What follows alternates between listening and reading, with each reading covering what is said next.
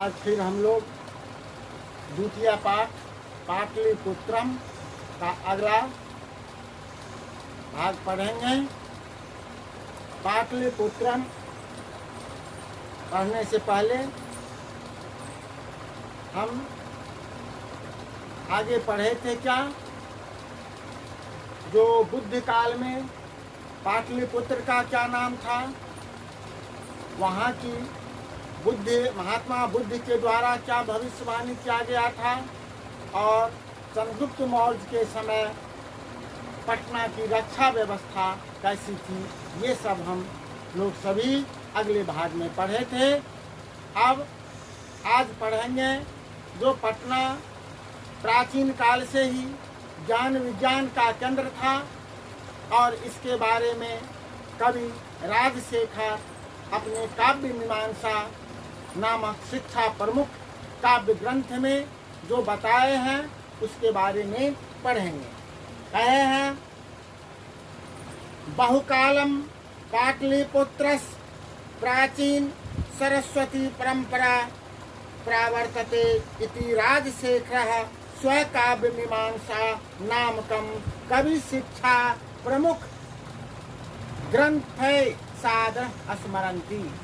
बहुतों समय तक पाटलिपुत्र प्राचीन सरस्वती परंपरा अर्थात ज्ञान विज्ञान का केंद्र रहा।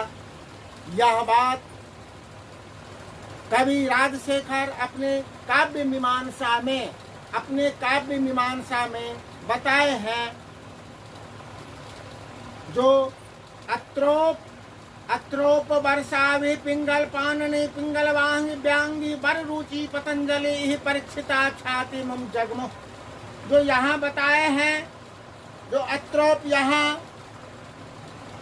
वर्षों तक पाननि पिंगल ने सिंह की तरह गर्जना कर वर रुचि एवं पतंजलि यहाँ उपस्थित होकर अपनी ख्याति को प्राप्त की थी। यही उनकी परीक्षा ली गई थी और अपनी ख्याति अपनी प्रसिद्धि को प्राप्त किया था।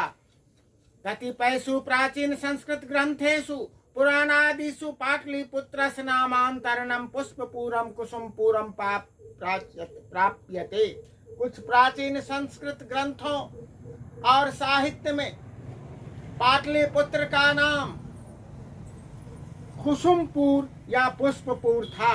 कतिपयसु प्राचीन संस्कृत ग्रंथेषु पुराणादिषु पाटलिपुत्रस्य, प्राचीन संस्कृत ग्रंथों में पुराणों में पाटलिपुत्र का नाम पुष्पपुर या कुसुमपुर था। अनेन ज्ञायेत यत् नगरस्य समीपे पुष्पानां बहुदलम उत्पादनम भवति स्म। इससे यह ज्ञात होता है कि इस नगर के समीप अनेक पुष्पों का फूलों का उत्पादन होता था। पाटलिपुत्र मिति शब्दो अपि पाटल पुष्पानां पुतलिका रचनामाश्रितः प्रचलितः। पाटलिपुत्र शब्द भी पाटल पुष्पों की पुतलिका से, पाटल पुष्पों की पुतलिका, उनकी पंखुड़ी से, पुतलिका से यह इनका रचना हुआ है। शरद काले नगरस्मिन् कौमुदी महोत्सवः इति महान समारोह गुप्त वंश शासन काले अति प्रचलितः।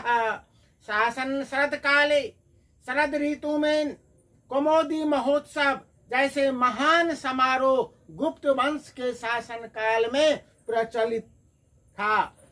तत्र सर्वे जना आनंद मग्ना भवु, वहाँ सभी लोग आनंद मग्न होते थे। संप्रति दुर्गा पूजा अवसरे तादृशा एव समारोह दृश्यते।